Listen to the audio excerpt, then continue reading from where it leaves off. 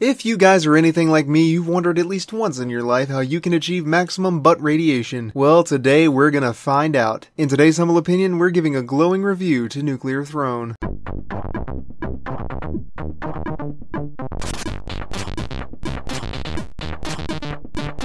This little bit of rad roguelite royalty was brought to us and published by Vlambeer. There's not much pretense to it, you just kinda start it up, pick your character, and go for the gold. But don't worry, there's a tutorial that you can play through if you feel like a fish out of water, and it's especially helpful because you can play a fish out of water. He's got rolls so raw they should call him sushi, but they don't, because he's just fish. At its simplest, you'll be dropped into a randomly generated series of maps with a revolver. As you may have guessed, you use it repeatedly. Actually, just don't stop using that shit. Put it on repeat and play everything you see the Song of Death over and over until there's nothing left, neither enemies nor ammunition. Or at least until you find a better gun worth shooting. Eventually, the sheer weight of your sins will create a black void that tears you from this reality and into a new one where you can try to handle things a little better. But you won't.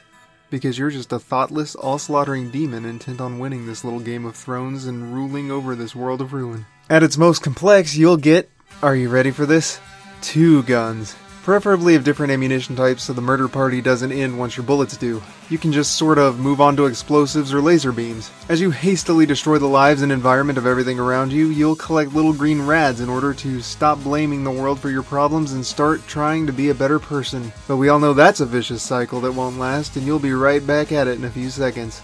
There are many mutations to choose from, but you only get 4 at any given time, so you gotta be sure you're picking the most effective one, or else you might be shit out of luck even if you manage to level up again. You'll start out with 2 characters, Fish Lips and Crack Rock, but as you progress through the levels and tackle their bosses, you'll unlock more. I managed to get All Ears, Do It for the Vine, and All That Remains of My Will to Live. But I also got to play as Illuminati because of my secret connections, by which I mean my connection to the leaderboards because they offer several ways to play, be it your typical run or daily and weekly challenges, in which all players of the game get to play on the same randomly generated seed and compete for high scores. With the weekly challenge specifically, you might find yourself playing with people that you haven't unlocked because everyone gets the exact same start. If you have friends, which I don't, you can play some good old-fashioned local co-op.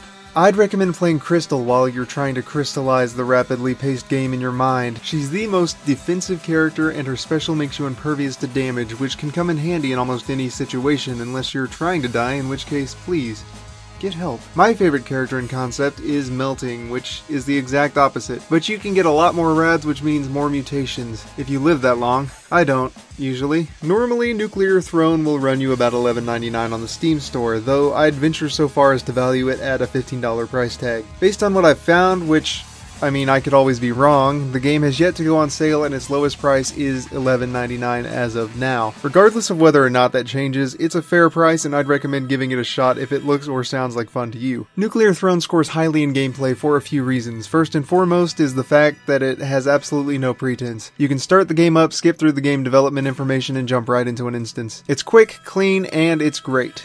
Then you've got the frantic blend of a bullet hell and a roguelike, which makes every moment feel tense from the very beginning. A small life pool combined with a wall of bullets requires just the right amount of finesse to make it past, which means its difficulty is consistent and you can actively watch yourself improving. It's a streamlined, action-packed experience that doesn't make you wait on it. Though I do wish that its insistence on rushing was toned down in a few places, particularly when you beat the final enemy on a map. You may not have finished collecting all of the chests, but if you're not far enough away from its corpse, it'll immediately suck you into the next level, which can be a little frustrating. Also, if you aren't particularly good at the game and you find yourself dying quickly and repeatedly, it can start to feel a little repetitive. Even so, the controls themselves are simple and responsive, which means that they aren't getting in the way of your enjoyment. For those reasons, it earns a 9 out of 10. Value also manages a 9 out of 10. It's not necessarily a game that packs a lot of substance, but we've got plenty of games this month that are fun to play and soak up a good amount of time. This game serves as an excellent time killer because of its speed. Whether you need to pass the time for a few minutes or a couple of hours, its non-stop action will fill that void and keep you focused. Its random map and loot generation will ensure that the game never becomes overly stale, and its daily and weekly challenges give you incentive not only to play the game every day, but also an element of purpose even after beating it. Not that that's a simple feat in itself.